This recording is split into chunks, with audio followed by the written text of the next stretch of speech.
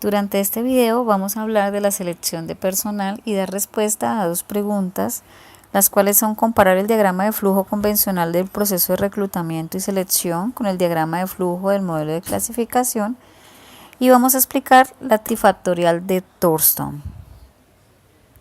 La tercera pregunta nos pide hacer una comparación entre el diagrama de flujo convencional del proceso de reclutamiento y selección versus el diagrama del modelo de clasificación. Los procesos de selección y clasificación permiten precisar las distintas competencias y habilidades que posee el individuo que se postula a un puesto de trabajo.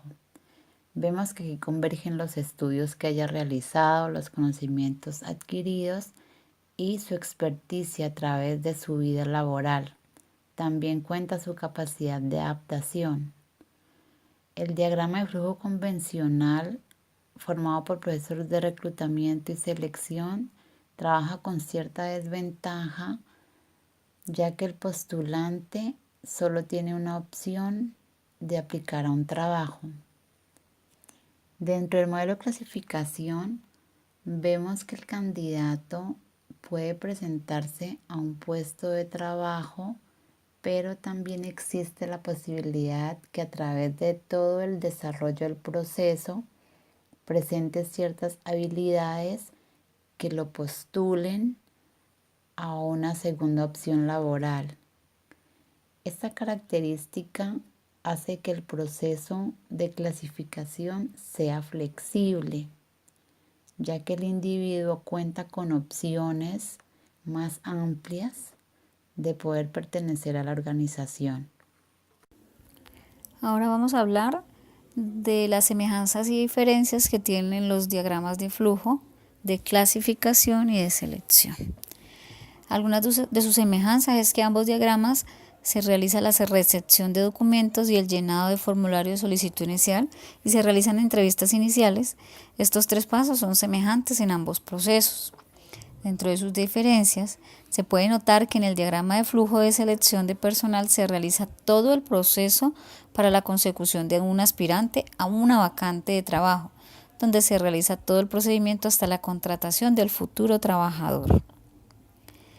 Con respecto al diagrama de flujo de modelo de clasificación, se realiza la recepción de varias hojas de vida y aspirantes gracias a un proceso masivo de reclutamiento donde se verifican hojas de vida y se hacen llenados de solicitud. Estas solicitudes se clasifican para unos procesos de unas futuras vacantes y se llevan a archivar. La idea es que el trabajador sea llamado cuando la vacante salga y tener un archivo de estos futuros trabajadores en una empresa. También es importante reconocer que durante los dos procesos o diagramas, los aspirantes pueden ser rechazados por diferentes factores en diferentes etapas del proceso. Teoría multifactorial de Thurston. Louis Thurston, 1887-1955, nació en Estados Unidos, Chicago, Illinois. Su primer estudio fue como ingeniero mecánico, pero se le reconoció por sus avances en la psicometría, la psicofísica y la creación de pruebas para la medición de la inteligencia humana con métodos cuantitativos.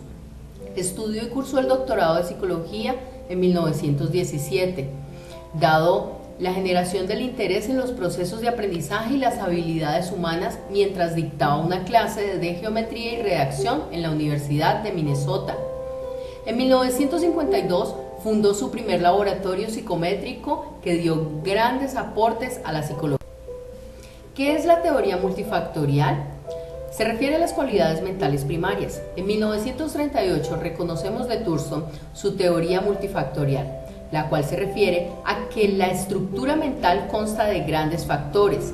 Estos son los responsables de una determinada actitud, que consta de 7 factores específicos. En la suma de ellos da el factor de inteligencia general o factor G presentado por Spearman. Empezamos con el factor B o comprensión verbal. Se refiere a la facilidad del empleo de las palabras, los test de comprensión de lectura, las analogías verbales, las frases desordenadas, en otras palabras, a la capacidad de definir las palabras mismas. Pasamos al factor W o facilidad de palabra. Se refiere a la fluidez verbal o facilidad que se tiene para expresarse, también a la capacidad de recordar las palabras.